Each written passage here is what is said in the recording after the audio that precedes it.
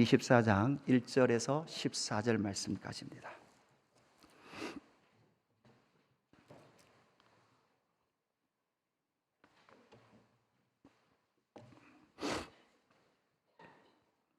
마태복음 24장 1절에서 14절 교독하십시다. 1절 제가 먼저 볼게요. 예수께서 성전에서 나와서 가실 때에 제자들이 성전 건물들을 가리켜 보이려고 나오니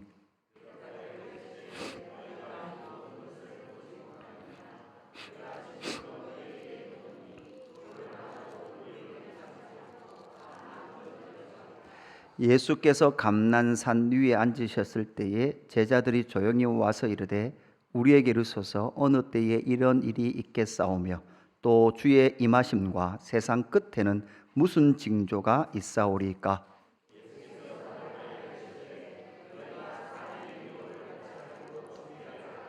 많은 사람이 내 이름으로 와서 이르되 나는 그리스도라 하여 많은 사람을 미혹하리라.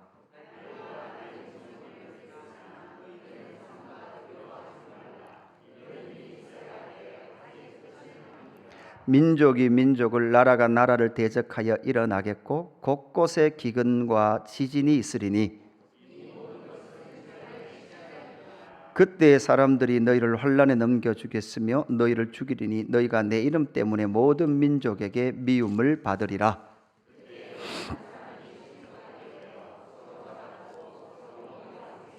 거짓 선지자가 많이 일어나 많은 사람을 미혹하겠으며 그러나 끝까지 견디는 자는 구원을 얻으리라.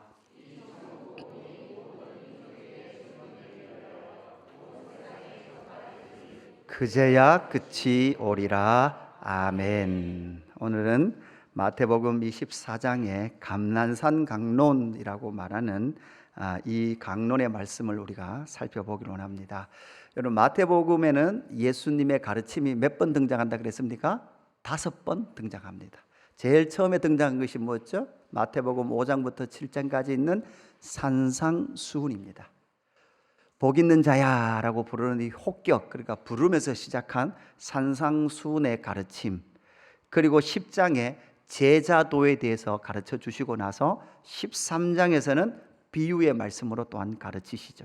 그 다음 18장에 오면 또다시 천국 비유를 우리에게 가르치신 다음에 이제 천국 비유와 그 마지막 감난산에서 종말의 때에 대한 가르침을 우리에게 알려주고 계시는 장입니다. 그래서 24장과 25장 두 장이 마태복음에 나오는 5번째 마지막 예수님의 강화 가르침이죠. 가르침의 내용으로 구성되어 있는 책입니다. 우리가 잘 알듯이 지금 예수님은 화요일 일정을 보내고 계십니다.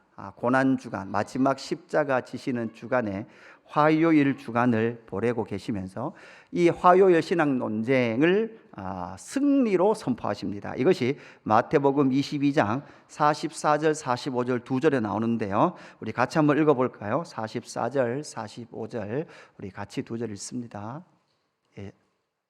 아닙니다. 다음입니다. 시작. 주께서 내 주께 이르시되 내가 내 원수를 내 발 아래에 둘 때까지 내 우편에 앉아 있으라 하셨도다 하였느냐. 다윗이 그리스도를 주라 칭하였은즉 어찌 그의 자손이 되겠느냐 하시니. 아멘. 여러분, 예수님은 어디에 앉아 계신다고요? 하나님 보좌 우편에 앉아 계십니다.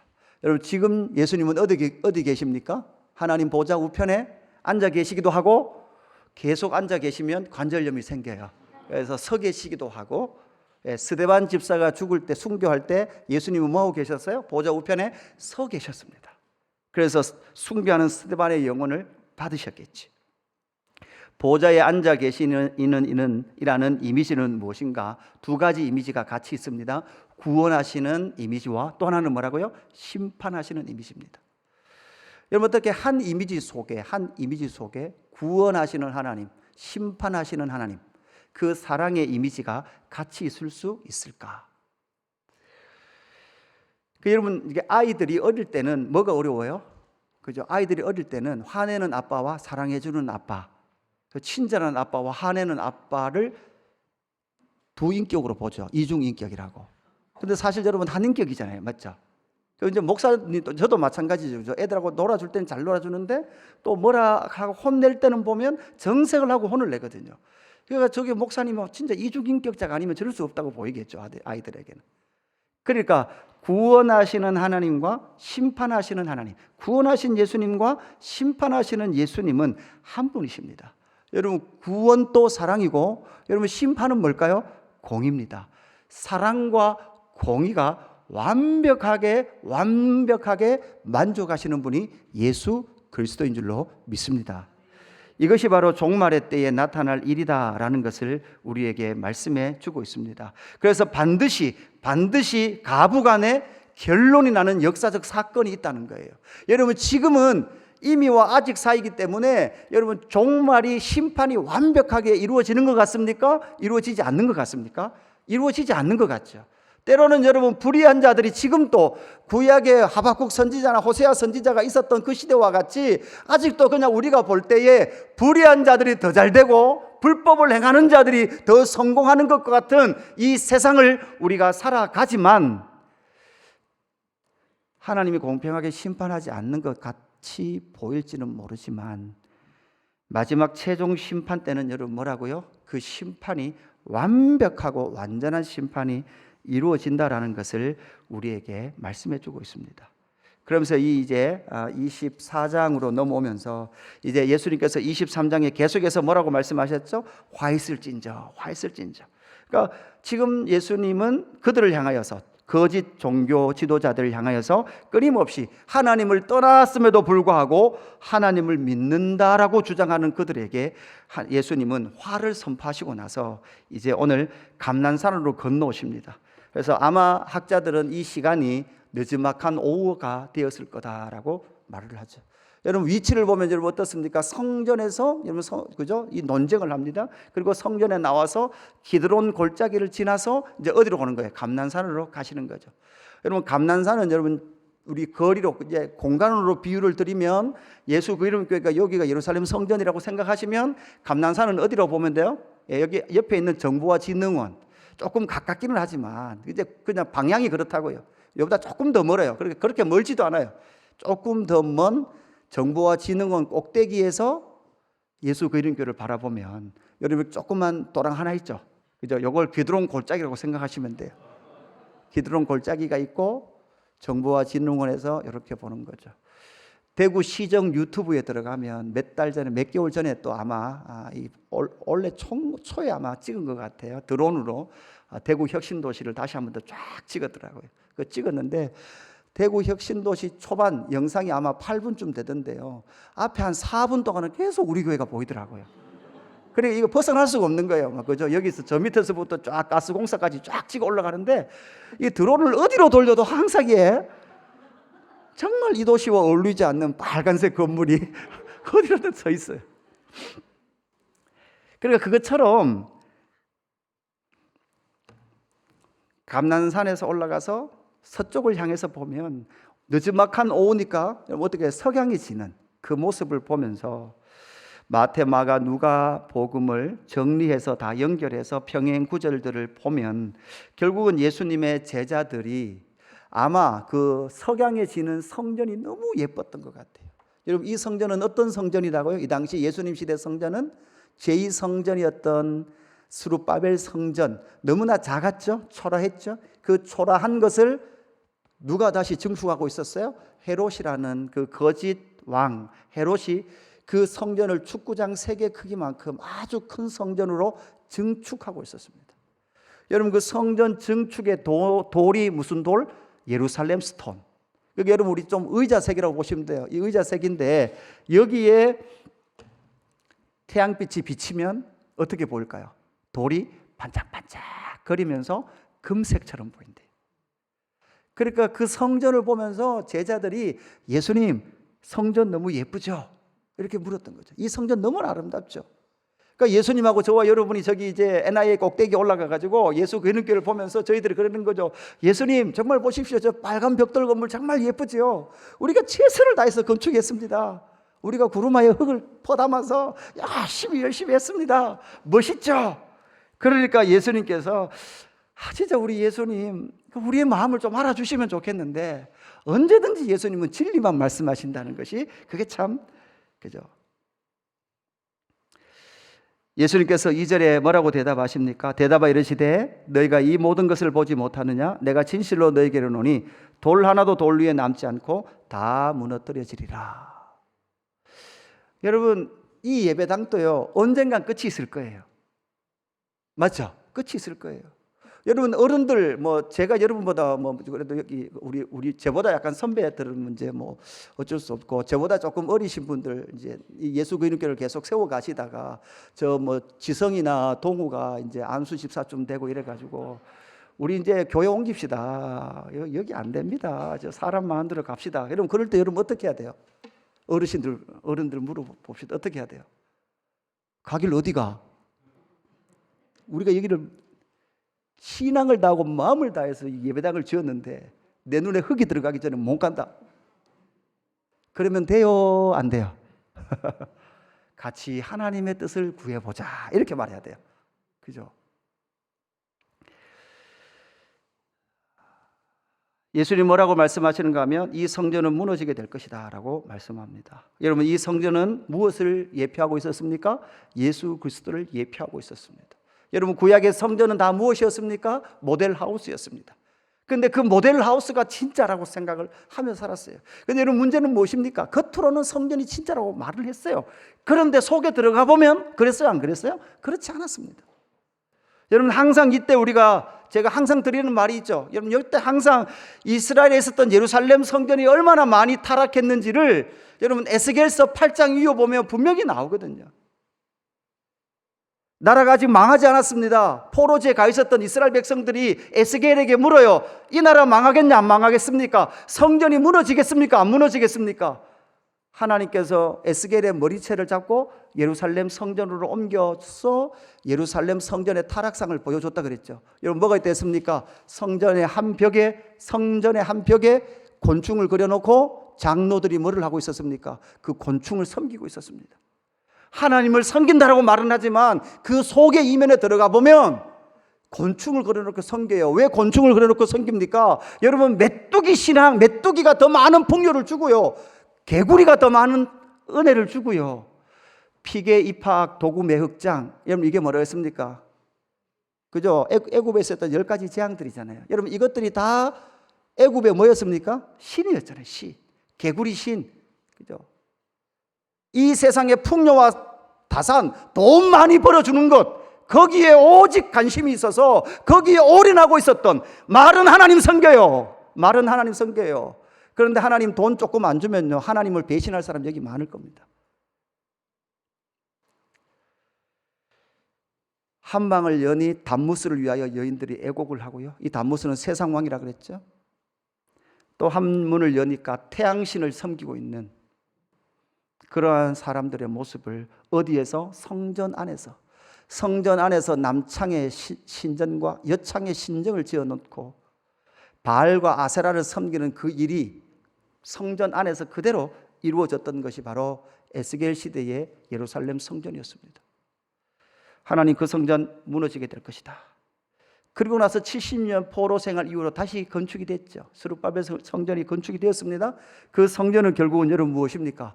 진짜 무너져야 될 성전이라는 것을 보여주시면서 예수님은 이 성전 무너질 것이다, 돌 위에 돌 하나도 남지 않고 무너질 것이고, 이제는 예수를 통하여 새로운 성전을 짓는데 새로운 성전이 누구예요? 저와 여러분이에요.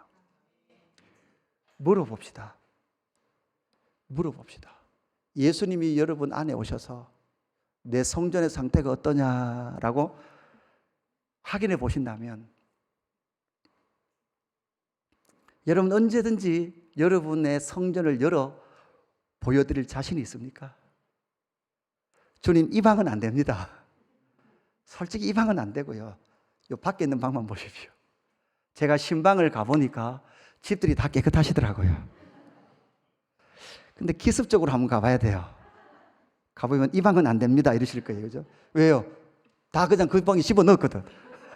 아마 그런 분도 계실 거예요. 그죠? 다 집어넣었다가 목사님 가고 나면 다시 다 꺼내죠.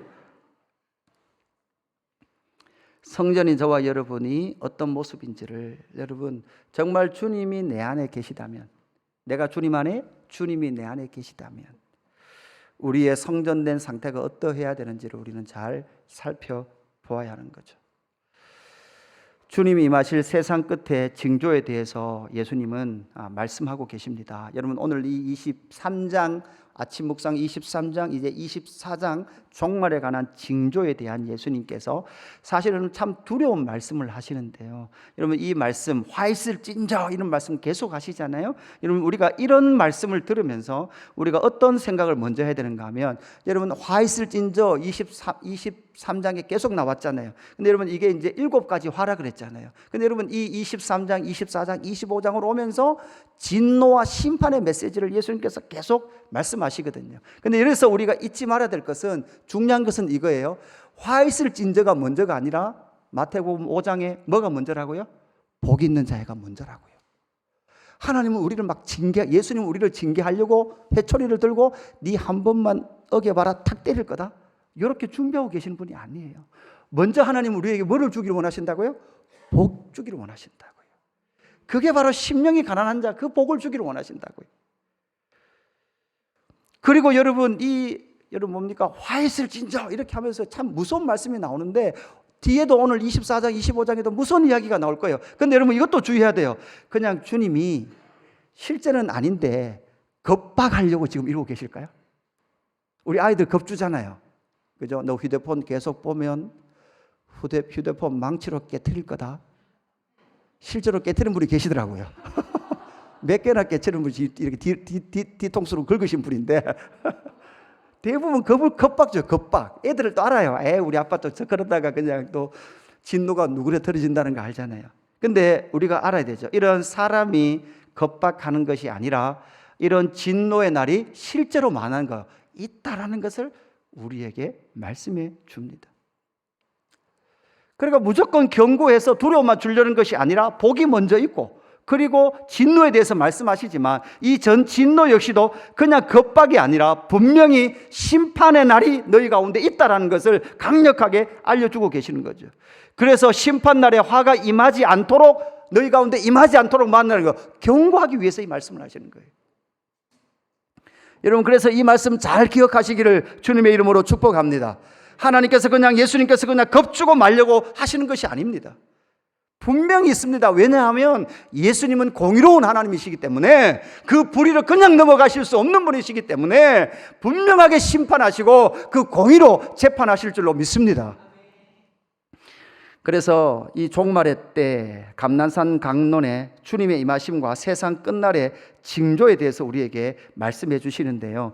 3가지를 여러분 꼭 기억했으면 좋겠습니다. 첫 번째, 우리 같이 한번 읽어봅시다. 첫 번째 시작. 사람의 미혹이 밀려올 것이다. 아멘. 여러분 4절 말씀부터 보십시오. 예수께서 대답하여 이르시되, 여러분 성전이 무너질 것이다. 그리고 종말의 때가 너희 가운데 올 것이다. 그러니까 제자들이, 그러면 종말에는 어떤 징조들이 있습니까? 이렇게 물어요. 주님 다시 오시는 그날 그 종말에는 어떤 징조가 있겠습니까? 물을 때 첫 번째, 사람의 미혹이 밀려올 것이다. 이렇게 말합니다. 예수께서 대답하여 이르시되 너희가 사람의 미혹을 받지 않도록 주의하라. 여러분 사람의 미혹, 사람이 만나는 거예요. 속인다는 거예요. 5절 많은 사람이 내 이름으로 와서 이르되 나는 그리스도라 하여 많은 사람을 미혹하리라. 여러분 지금 한국 땅에도 자기가 재림 예수라고 말하는 사람들이 JMS부터 시작해서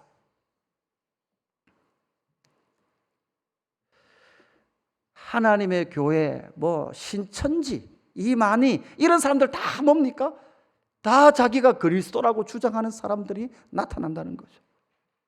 여러분 거기에 한두 명이 아니에요. 100명, 200명이 넘어진 것이 아니라, 여러분 그 JMS 우리가 보면 얼마나 어처구니가 없습니까? 정말 말이 안 되는 거잖아요. 말이 안 되는데 거기에 수만 명의 사람들이, 청년들이, 소위 말하는 지성인이라고 말하는 젊은 대학생들이 그 유혹에 넘어가더라고요.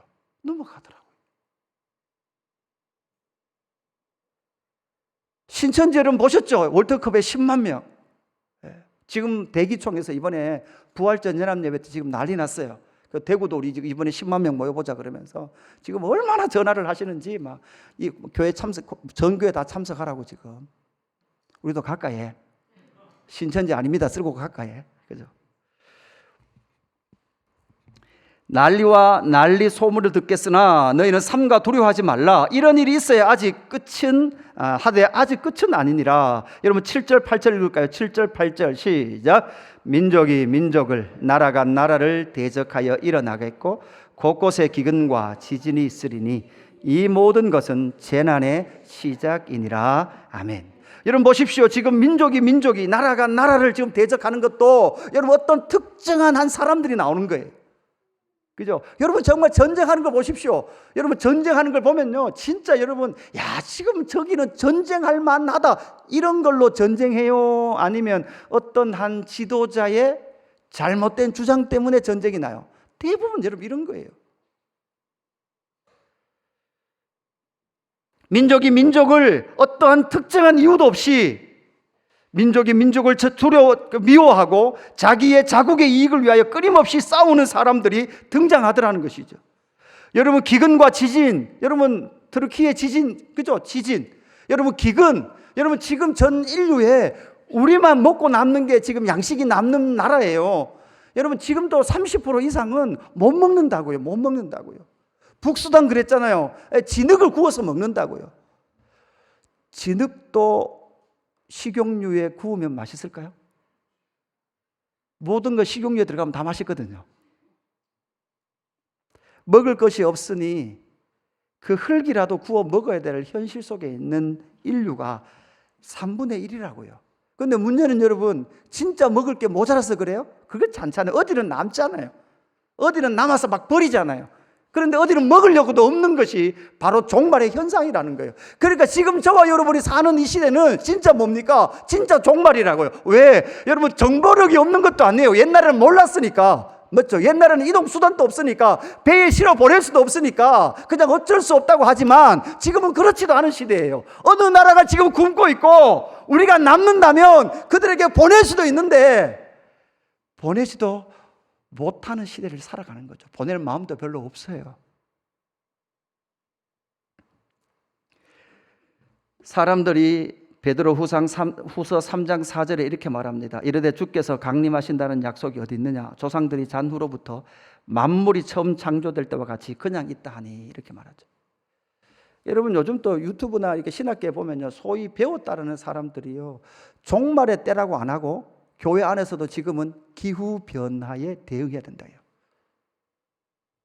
우리가 쓰레기 좀 줄이고 물건 많이 안 쓰고 환경오염 좀 안 하면,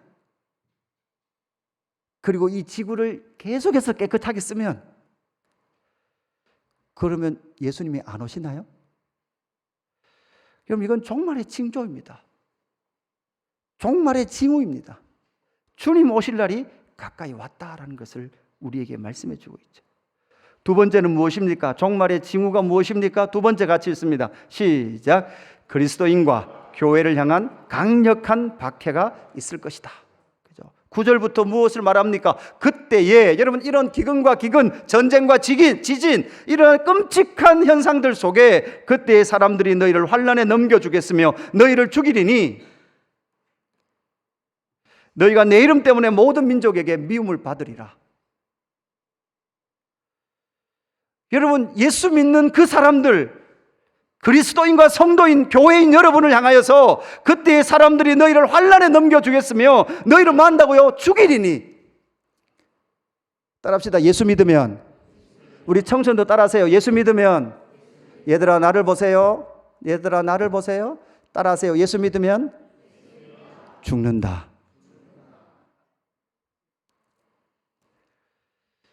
예수 믿으면 죽어요. 예수 믿으면 미움을 당해요. 예수 믿으면 환난에 넘겨져요.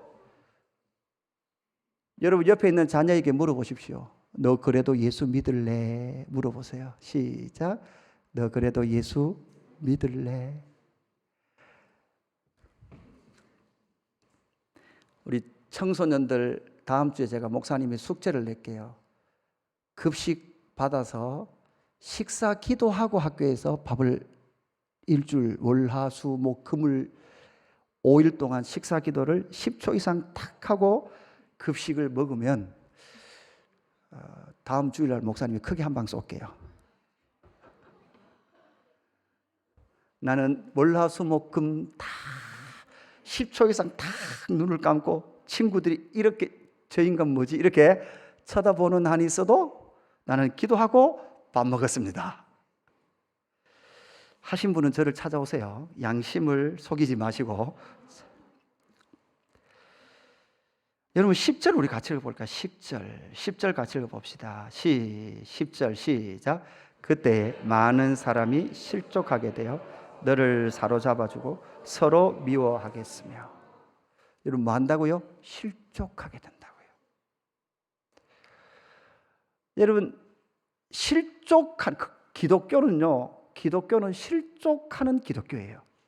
제가 미국의 한인 목사님 설교를 들으면서 충격을 받았어요.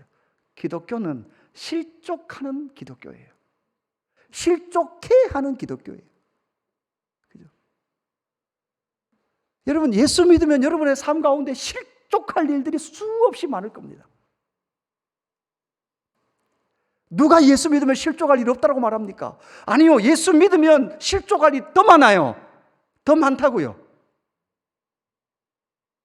여러분 그 실족할 일이 그렇게 많은데도 불구하고 실족하지 않은 사람들이 여기 서 있을 때 세상이 그걸 보고 놀란다고요. 실족하는 기독교인데 저 정도 실족했으면 예수를 버릴 만도 하고 예수를 부인할 만도 한데, 그런데도 불구하고 예배하고 있는 그 사람들을 보면서 세상이 놀란다고요. 그게 기독교라고요. 그게 복음이라고요.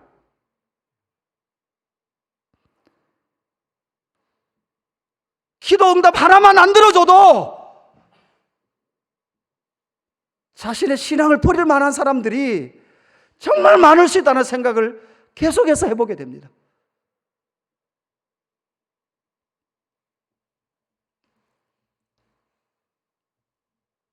불법이 성함으로 말미암아 많은 사람들의 사랑이 식어져요. 여러분 이 불법이 성한 게 어디에 불법이 성한 겁니까? 교회가 하나님의 나라 안에 불법이 성한 거라고요. 그죠? 누군가 함께 고난 받지 않아요. 그죠? 어떤 교회 안에서는 예수 믿으면 고난 없다라고 말합니다.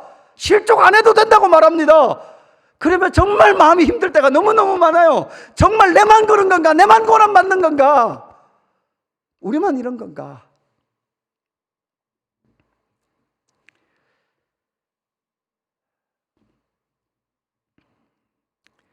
베드로전서 4장 7절. 하나님, 제가 이 말씀을 준비하면서 참 힘들더라고요. 정말 주님 이래야 됩니까? 이 말이 막 올라오더라고요. 베드로전서 4장 7절 이 말씀 우리 같이 읽읍시다. 시작. 만물의 마지막이 가까이 왔음. 그러므로 너희는 정신을 차리고 근신하여 기도하라. 무엇보다도 뜨겁게 서로 사랑할지니 사랑은 허다한 죄를 덮느니라. 서로 대접하기를 원망 없이 하고 각각 은사를 받은 대로 하나님의 여러 가지 은혜를 맡은 선한 청지기 같이 서로 봉사하라. 아멘. 여러분 주님은 뭐라고 말씀하느냐? 베드로 사도는 만물의 마지막이 가까이 왔으니 그러므로 너희는 말하고요, 정신을 차리라는 거예요. 실족한 일 때문에 넘어져 있고 정신을 잃어버린 채로 있지 말고 정신을 차리래요. 실족할 일들이 많대요. 여러분 저는 분명히 말씀드렸습니다. 신앙생활 하는 동안 실족할 일이 많습니다. 여러분 예수 믿는다 그래서 질병이 안 걸리는 게 아니에요. 여러분 우리는 결국은 다 병결로서 죽어요. 육신은 그렇게 죽는다고요. 실족할 일들이 수없이 많을 겁니다. 그러나 너희는 정신을 차리고 근신하여 기도하라. 무엇보다도 여러분 말하고요, 뜨겁게 서로 사랑하라. 할렐루야. 여러분 우리는 뜨겁게 사랑해야 될 자들인 줄로 믿습니다. 여러분 제가 정말 저도 참 제가 일을 무지시키는 목사인 것 같아요. 그죠? 막 계속 막 밥 시키거든요. 우리 권사님들 지금 그죠? 막 계속 돌아가면서 밥해요. 막. 근데요, 제가 지금 이 말씀을 보면서 정말 우리는 서로 대접하기를 원망 없이 하고 각각 은사를 받은 대로 하나님의 여러 가지 은혜를 맡은 선한 청지기 같이 서로 봉사하는 일을 하며 서로 사랑하도록, 끊임없이 사랑하도록. 목사인 내가 절대 졸지 말고 한눈 팔지도 말고 일을 시켜야 되겠다. 그게 저희 지금 사명감에 불타 있는 거예요. 다음 주 화요일 날 성경방에는 지금 밥할 사람이 없어요. 그래서 제가 할 생각입니다. 이러면 아이고 내가 어떻게 그냥 목사님 하도록 두겠나, 내가 해야지, 이런 마음들을 받으셔야 되지. 박수를 치면 안 돼요. 그죠?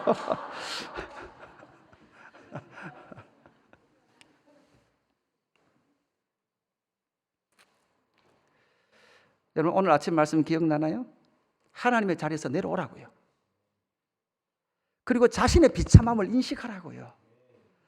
여러분, 내 기도가 응답되지 않은 게 비참한 게 아니라 실족한 채로 주님 찾지 않고 주님을 인식하지도 않은 그게 비참한 거라고요. 오직 하나님만 원하는 신앙을 회복하라고요. 여러분 정말 하나님만 있어도 괜찮겠습니까? 정말 예수님만 계셔도 여러분 괜찮겠습니까? 정말입니까? 대단한 분이시네.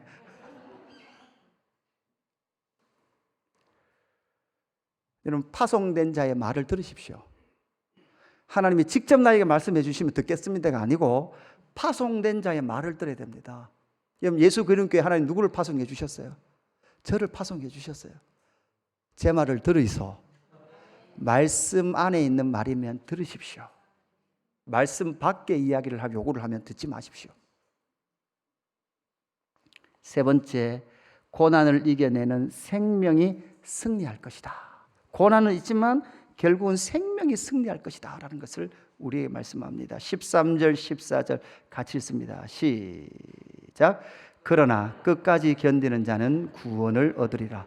이 천국 복음이 모든 민족에게 증언되기 위하여 온 세상에 전파되리니 그제야 끝이 오리라. 아멘. 여러분 결국은 끝까지 견디는 자는 뭐를 얻는다고요? 구원을 얻는다.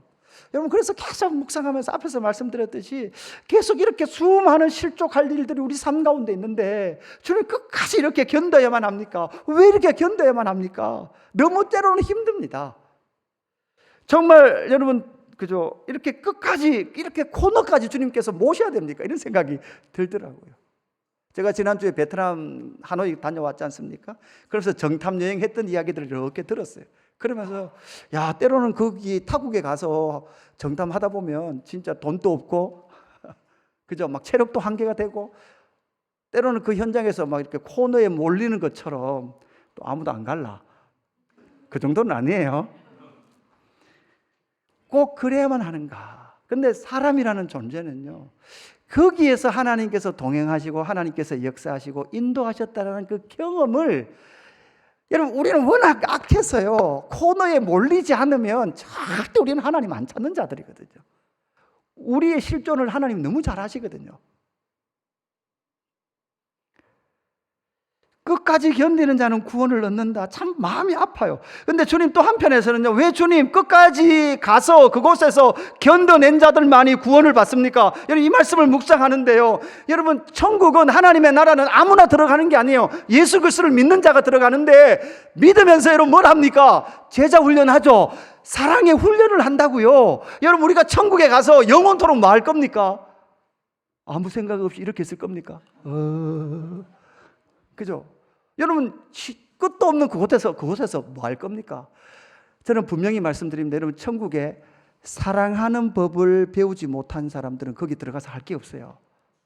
거기서는 뭐 한다고요? 진짜 사랑한다고요. 진짜 사랑.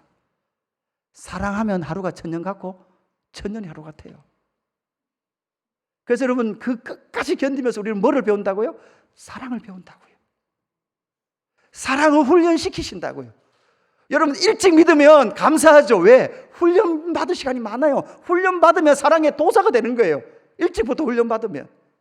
우리 주일학생들은 일찍부터 예수 믿는 걸 복이라고 생각하십시오.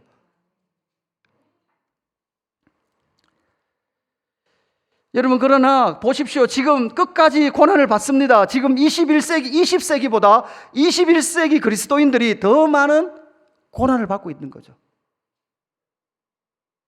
코로나 전보다 코로나 이후에 더 많은